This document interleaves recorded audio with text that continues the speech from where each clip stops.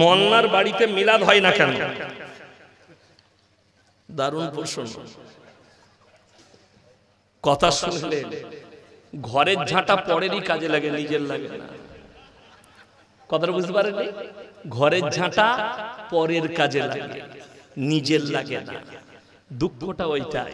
ইয়াসিন সাহেব বাড়ি করলো, ইয়াসিন সাহেবের বাড়িতে মিলাদ করা লাগলো না। তার মানে জানতে হবে যে আপনি নিজেকে তৈরি করতে পারেননি। আজকে ইমানদারির সঙ্গে একটা কথা আপনারা সাক্ষী দেবেন, একজন মারা গেলে তার এমন একটা সন্তান সে তৈরি করে যেতে পারেনি যে তার কবর জিয়ারত করবে। ঠিক বললাম না? তখনই তো তাকে ইমামকে ডাকতে হয় যে আমার বাপের কবর জিয়ারত করবে। তাহলে তোকে ভাড়া করতে হচ্ছে, দোষটা তোমার, তুমি তোমার সন্তান তৈরি করতে পারোনি।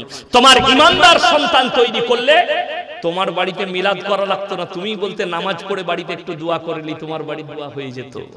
কিংবা ইমামকে বলতেন, হুজুর নামাজে দোয়া করবেন, আমি নতুন বাড়ি করেছি, আল্লাহ যেন নামাজ আমার বাড়িতে বরকত দেয়, 24 ঘন্টা 5 ওয়াক্তের নামাজ যেন আমার বাড়িতে কায়েম হয়। কিন্তু বাড়িতে আমরা নামাজ পড়ি না। হুজুরদের ঘরে মিলাদ প্রয়োজন পড়বে না, তোরই ঘরে লাগবে, আমাদের ঘরে লাগবে না। আমি আজকে প্রমাণ দিয়ে যাব, এই ভারতে যদি 30 কোটি বর্তমানে মুসলমান থাকে, 10 কোটি মুসলমান আছে কিনা এটাও সন্দেহ আছে। যদি বলেন প্রুফ দিয়ে যান, আলেম উলামারা আমার কথা আজকে গৌর করবে। আমি এনারা 1 বছর আগে আমার সঙ্গে ডেট করেছে, আমার ডেট খালি থাকে না।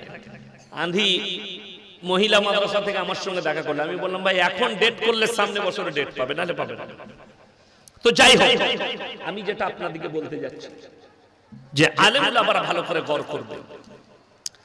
কোরআনে আপনারা বললেন হাত তুলে, কোরআন সত্য কিতাব। ইমানদারির সঙ্গে বলুন তো, সুদ খাওয়া হারাম না হালাল? হারাম। তার মানে এই থানাটা কোন থানা? বড়োয়া থানা। এই থানায় তাহলে একটাও মুসলিমদের মধ্যে সুদখোর নাই? কথা বলে না? আছে না নাই? আছে। কোরআনে আছে, ওয়াহাল্লাল্লাহুল বাইয়া ওয়া হাররামার রিবা। আমি আল্লাহ তোমাদের জন্য সুদকে হারাম করেছি, ব্যবসাকে হালাল করেছি। ব্যবসা হালাল, ব্যবসা রাসূলের সুন্নাত, কিন্তু সুদ হারাম।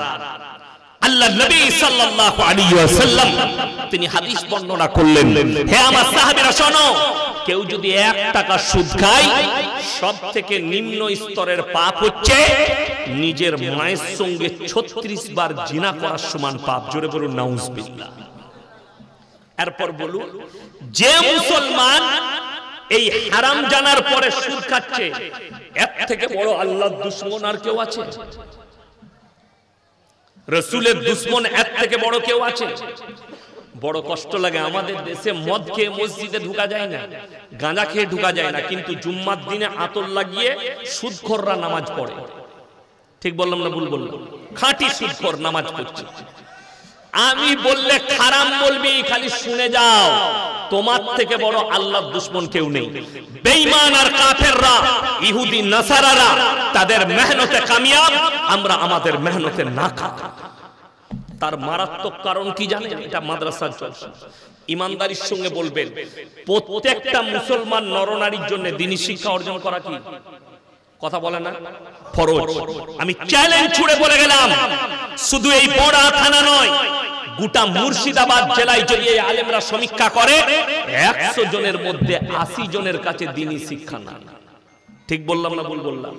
কেউ যদি বাপের বেটা বলেন যে আপনি ভুল বলেছেন, আমি তোমার দ্বারাই প্রমাণ করাবো স্টেজে যে তোমার কাছে দ্বীনি শিক্ষা নাই। ফরজটা কতটা? মৌলবি হতে হবে? কোনো আলেম বলে গেল? কেউ বলেছে কোনদিন তোমাকে আলেম হতে হবে, মুফতি হতে হবে, কারি হতে হবে, মুহাদ্দিস হতে হবে? না। অতটা ইলম হাসিল করা ফরজ, যতটা করলে তুমি হারাম হালাল চিনতে পারবে, দ্বীন আর বদ্দীন চিনতে পারবে, শিরক আর বিদআত চিনতে পারবে, কুফরি চিনতে পারবে। বেঈমান কাফেররা যে জালটা তোমার উপরে ছুঁড়েছে, ওই ইলমের দ্বারা যেন জালটা দেখতে পাও। আপনি কেন দেখতে পাননি? বলে দিচ্ছি, মুসলমানকে কিভাবে অন্ধ করেছে। আজকে প্রত্যেকটা বাড়িতে বাড়িতে সুদ ঢুকিয়েছে বেঈমান কাফেররা। তার নাম বন্ধন লোন আর গ্রুপ লোন। আপনাদের এখানে নাই? মেলা আছে, ভালো। তবে কি বলে দিই, গ্রুপ লোনে একটা লাভ হয়েছে। কি লাভ বলুন তো? মায়েরা 10 জন মিলে গ্রুপ করেছে, তাদের মধ্যে একজন হেড হয়, আর 9টা মেয়ে তাকে ম্যাডাম বলে আসছে, মনে করে আমার বিরাট ব্যাপার। এমনি ম্যাডাম হতে পারিনি, সুদ খাবার ম্যাডাম হয়েছে। নাউজুবিল্লাহ। ইমানদারির সঙ্গে বলবেন, আমাদের সমাজে সব থেকে কম বেতন কার? কথা বলে না, ইমামদের সব থেকে কম। আচ্ছা, স্টেজে ইমাম সাহেব কে কে আছেন? হাত তুলেন। আমার পাশে এটা আবার আমার ক্লাস ফ্রেন্ড হযরত মোল্লা মরহুম হুরমান সাহেব মুর্শিদাবাদী। আমাকে কোলে করে মানুষ করেছেন। আমার আব্বার মাদ্রাসায় তখন পড়াতেন, তখন মুবারক হয়তো ছোট ছিল। ইনার আব্বা এ আমার সাথী, একদম বিছানার সাথী। তো এও ইমামতি করে। আপনি ইমাম নাকি? মাদ্রাসা শিক্ষক আপনি? এমনি এই যে ইমামদের বেতন তো, ইমাম দিকে চিনতে পারছেন এলাকার ইমাম ইনারা। একটা ইমামের জন্য দেখিয়ে দেন যে তার বউ তাকে 6000 বেতন দেন, ইমাম সাহেবের বউ কোমরে কাপড় গুঁজে পেট বার করে পিঠ বার করে গ্রুপ লোন করতে যাচ্ছে, যাই না? এরপর বলুন, শুনেন, পার্থক্য বুঝিয়ে দিচ্ছি আপনাকে, আপনি শুনে যান পার্থক্যটা।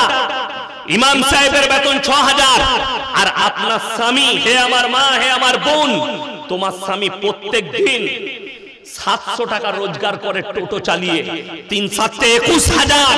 তারপরেও তোমাকে পেট পিট বার করে একটা বেঈমান কাফেরের সামনে গিয়ে মাথা চুল খুলে চেহারা দেখিয়ে লীলজ্জা হয়ে তোমাকে গ্রুপ লোন করতে হচ্ছে, বন্ধন লোন নিতে হচ্ছে। জানবে তোমার পয়সায় আল্লাহ বরকত দেয়নি। রাসূল আকরাম সাল্লাল্লাহু আলাইহি সাল্লামের হাদিস, যারা আল্লাহর রাস্তায় আর দ্বীনের পথে থাকবে, আল্লাহ মৃত্যুকাল পর্যন্ত ইজ্জতের রুজি দান করবেন। জোরে বলুন সুবহানাল্লাহ। ইজ্জতের রুজি, ইজ্জতের রুজি মানে আমাদের দেশের লোক বুঝে না, মনে করে যার টাকা আছে সেই মাত্র ভালো মন্দ খায়, তাই না? এটা লোকে মনে করে যে ওদের টাকা বেশি, ও বড় লোক, ও কোটিপতি, ও ভালো খায়। যাদের এটা মনে হচ্ছে না, তারা ফজরের নামাজটা বহরমপুরে পড়বেন, গঙ্গার ধারে। কোথায় বললাম? গঙ্গার ধারে, বহরমপুর। আর ফজরের নামাজের পরে দেখতে পাবেন 100টা বড় লোক আন্ডার প্যান্ট পরে ছুটছে। কি হলো বে? ডাক্তারে বলেছে 4 কিলোমিটার হাঁটবি। 600 সুগার, কোটি টাকার মালিক, খেতে পাইনি। ডাক্তারে বলেছে পুরা রুটি আর করেলা ভাজি খাবে। এর থেকে আর কি নিবেন? আর আপনি বড় থানায় বাড়ি, সকাল বেলায় উঠে লোকের মাঠে কাজ করতে যান। আপনার জন্য ডাক্তার বলেছে যা পাবে তাই খাবে, সবটাই উপকার। তাইলে আপনার থেকে দামি কেউ আছে? বড় কষ্ট লাগে। কোটি টাকার মালিক বোম্বে টাটা মেমোরিয়ালে চলে যান, কলকাতা বাঙ্গুরে যান, কলকাতা পিজিতে যান, গলাটায় ফুটো করে পাইপ ভরা আছে, লিকুইড খাবার যাচ্ছে, লিভার কাজ করে। 500 কোটি টাকার মালিক, খেতে পাই না, লিকুইড খাবার চায়। আর আপনি চাষিবাসী লোক, বিবির সঙ্গে দস্তরখানে বসে হালাল রুজি খাচ্ছেন, সেটা ডাল ভাত হোক, আর সবজি ভাত হোক, আর শাক ভাত হোক, আর আলু সানা ভাত হোক। মাথায় রাখবেন, তোমার থেকে দামি লোক পৃথিবীতে কেউ নেই, তোমার থেকে মুমিন কেউ নেই। মুসলমান হারাম হালাল বুঝেনি কেন? দ্বীনি শিক্ষা না থাকার কারণে। আমি আপনাকে মুর্শিদাবাদে দেখিয়ে দিব, এই কুলি থানায় আর বোরা থানায় দেখিয়ে দিব, অনেক মুসলিমদের ছেলে ডাম্পার চালায়, লরি চালায়। ঠিক বললাম না ভুল বললাম? সাইকা থেকে বালি লোড করছে, নদিয়া, আপনার মুর্শিদাবাদ, মালদা নিয়ে যাচ্ছে। আমাদের বর্তমানের ছেলেরা, আমার বাড়ির কাছে দামোদর নদীর বালির ঘাট, সব থেকে দামি বালির ঘাট পশ্চিম বাংলার আমার বাড়ির কাছে সিল্লার ঘাট, যে বালির দাম কলকাতায় সব থেকে বেশি। মুসলিমদের ছেলে সাইকিয়ায় বালি লোড করেছে, একদম চলে এলো বহরমপুরে, হাইওয়ের উপরে উঠেছে। কোথায় যাবে? নবদ্বীপ খালি করতে যাবে। হাই রোডে উঠি হোটেলে দাঁড়িয়েছে, ডুগি বলছে 1 বোতল মদ দে তো ভাই, মদ খেয়ে নিল। এরপরে খাবার পরই বলছে মুরগির মাংস আর রুটি দে তো। বেচারা হোটেলের কর্মচারী রুটি আর মুরগির মাংস এনেছে। তখন হারামখোর জিজ্ঞেস করছে, মুরগিটা জবাই না কাটা? আমরা মার হারামখোরকে জুতো করে। আচ্ছা, যে লোক মদ খেলো তারা এটা জিজ্ঞেস করে লাভ আছে? কোনো লাভ নাই, দুটোই হারাম। আপনারা কি মনে করেছেন ইয়াসিন সাহেব দোয়া করবে আর আমিও দোয়া করব, দোয়া কবুল হয়ে যাবে? দোয়া কবুলিয়াতের জন্য আল্লাহ যে শর্ত রেখেছেন প্রথম, সেটার নাম হচ্ছে হালাল খাবার। যদি আপনি হালাল খাবার খান তবে আপনার দোয়া কবুল হবে, নতে কবুল হবে না।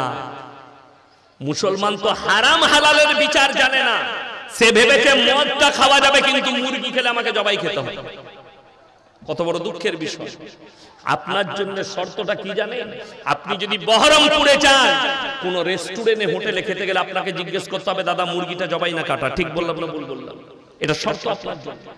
আপনি বুঝে গেলেন, সকালবেলায় উঠে আপনার বাজারে গিয়ে বলছেন আরে রাতের বেলায় বয়ান শুনলাম ইয়াসিন ভাই তোমাকে জবাই করা 1 কিলো মাংস দে। কিনছে জবাই করা মাংস, কিন্তু টাকাটা বা সুদের টাকা, সেই একই মাল দাঁড়িয়ে। বুঝাতে পারলাম? সুদের বয়ান করা মৌলবীদের জন্য খুব কঠিন। কেন বলুন তো? ইমাম সাহেবরা আছে তো, আমার কিন্তু চাকরি যাবার ভয় নাই। আজকে চাকরি যাবার ভয় আছে আমার? আমি তো তোমাদের ইমাম নয়। যদি কমিটির লোক বলে হুজুর এই সুদ ফুদ নিয়ে বলবেন না, আমার গাড়ি রেডি আছে, পয়সা ফেক তামাশা দেখ, গাড়ি চাপবো পালিয়ে যাবো, আবার যেখানে আসবো এইটাই বলবো। কিন্তু ইমাম সুদের বয়ান করলে তারপরের দিন গ্রামের সুদখোর মাল কটা ইমামের পেছু লাগে, ওকে তাড়া। ঠিক বললাম না ভুল বললাম? এই আমি আজকে সুদের বয়ান করছি, কালকে যতগুলো বড় থানার সুদখোর মাল আছে যাদের কানে পৌঁছাচ্ছে, তারা চায়ের দোকানে বলবে ওটা হারামখোর হুজুর, বে ও বাজে হুজুর, আর বয়ান শোনা যাবে না। কোন মাল কটা গাল দেবে? সুদখোর কটা। আচ্ছা বলুন তো, তোমরা যদি গাল দাও কোরআনের আয়াত পাল্টাবে? কথা বলে না? কেউ যদি গালি দেয় রাসূলের হাদিস পরিবর্তন হবে না। তুমি ইমামকে তাড়াতে পারো, সুদের বয়ান করার কারণে আল্লাহর কসম করে বলছি তুমি কোরআনের আয়াত পরিবর্তন করতে পারবে না। ওয়ালান তাজিদা লিসুন্নাতিল্লাহি তাবদীলা। কিয়ামত পর্যন্ত আমার বিধানের একটা জের জবরকে পরিবর্তন করার ক্ষমতা পৃথিবীর কোনো শক্তির নেই। আপনি ভেবে দেখুন, যে লোকটা বুঝলো সুদ খাওয়া হারাম, তারপরও সুদ খাচ্ছে, এর থেকে বড় আল্লাহর দুশমন পৃথিবীতে কেউ হতে পারে? যে লোকটা বুঝলো সুদ খাওয়া হারাম, 1 টাকা সুদ খেলে মায়ের সঙ্গে 36 বার জিনা করার সমান পাপ হবে, এই লোক সুদ খাচ্ছে, এর থেকে বড় রাসূলের দুশমন কেউ হতে পারে? আপনি নিজে অনুভব করবেন, হে আমার মুসলমান ভাই, ইমানদার ভাই। দ্বিতীয় নম্বর, মদ পান করা হালাল না হারাম? কথা বলেন। হারাম, এটা মুসলমান জানে। মদ স্পর্শ করা হারাম। নিষিদ্ধ জিনিস তোমরা স্পর্শ করো না। আপনাকে দেখিয়ে দেব, এই মুর্শিদাবাদে এই বড়া থানায় দেখিয়ে দেব হারামখোর মুসলমান মদও খাচ্ছে, মদ বিক্রিও করছে। ঠিক বললাম না ভুল বললাম? তাইলে এর থেকে বড় আল্লাহর দুশমন আর কে হতে পারে?